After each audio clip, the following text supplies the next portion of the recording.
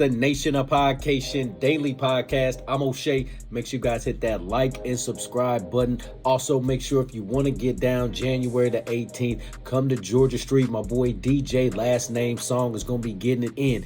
Anyway, hip-hop superstar and Dipset member Jim Jones talks about his loyalty to Dipset, talks about his loyalty to Cameron, talks about how any and every altercation that he's ever got into, every legal issue that he's got into has had to do with him defending the honor of Dipset. Now, as we all know, the Dipset had some issues in the mid-2000s when Cameron and 50 Cent got into an issue on the radio station. They were going back and forth, talking about each other's money, getting personal. Then, all of a sudden, 50 Cent does the ultimate chess move. He brings out Jim Jones and Juelz Santana on stage with him in the midst of his issues with Cameron. Cameron kind of looked at that as like a loyalty issue, a loyalty thing between Dipset, and Dipset kind of faded since then. They've had some sporadic appearances together here and there, but for the most part, we haven't got another Dipset album. And the last time they've been all really seen together was that Versus against the Lox where they took that L. Anyway, let's take a look at this clip from Jim Jones as he defends his stance on being down with Dipset, being loyal to Cameron. Let's tune in. Boy, if you really get to live this last 20 years that I lived, you would understand, boy. I put everything on the line for this. And I took it with a smile. Even when niggas doubted me, niggas down me, when I was on trial and niggas told me I need to take the plea. Take what plea? We don't take pleas, nigga. You heard? By the grace of God, the trial gets dismissed because they couldn't find enough evidence of a shootout that happened on Uptown over Cameron. You heard? I want the trial over shit like that. I want the court over shit like that. Every time you see me in the news, it was over diplomats. When I get sued and shit like that, it be over diplomats. When I'm kicking ass, when I come to the club 30 deep, it did what? It made the diplomats look good. You heard? When I'm banging blood, it was good for them, right? It was good when it was good for them. You heard? When it wasn't good for them, nobody wanted to be a part of the Bloods. But when the Bloods became popping and it became the notoriety of the Bloods started becoming, everybody want to turn blood.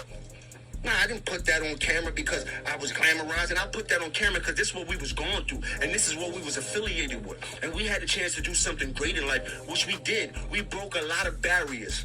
Kids from the middle of the gutter. I don't care if it was from the Bronx or Harlem. We started from nothing. We had no OGs. You heard? We had nobody to tell us what we was doing was right or what we was doing was wrong. We didn't have a blueprint. We had us. We had that love, we had that energy, we had the talent, we had the style, we had the charisma, we had Harlem. And I refuse to let anybody play us for anything short.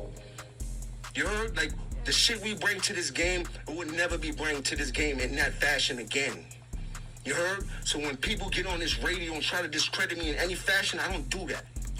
I pick niggas up in the midst of whatever because I know what we went through. What we went through was a real thing. Joel's still my favorite rapper today. I told him that ever since I met him at age 16. And even today when he pushed, he just put a record out called Dipped in Coke. You know what I put? I put work, bro. I ain't got time for the frivolous shit. My personal problems has never been about the business. And everybody knows that. You heard?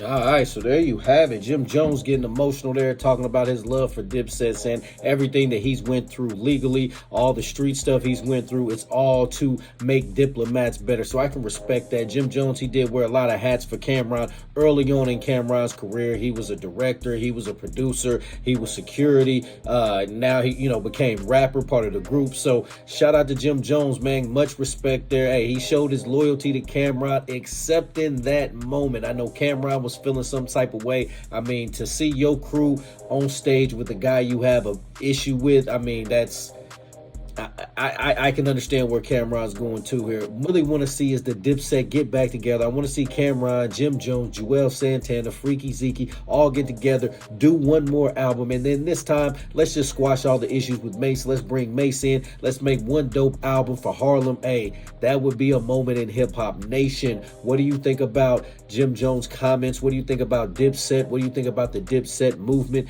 Do you think Dipset should make another album? Would you be checking for a Dipset album in 2025 if it were all to happen?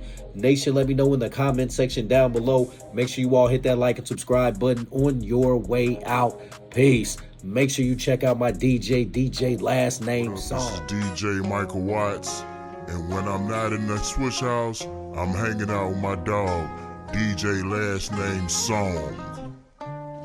This is DJ Michael Watts, And when I'm not in the switch house, I'm hanging out with my dog, DJ last name Song.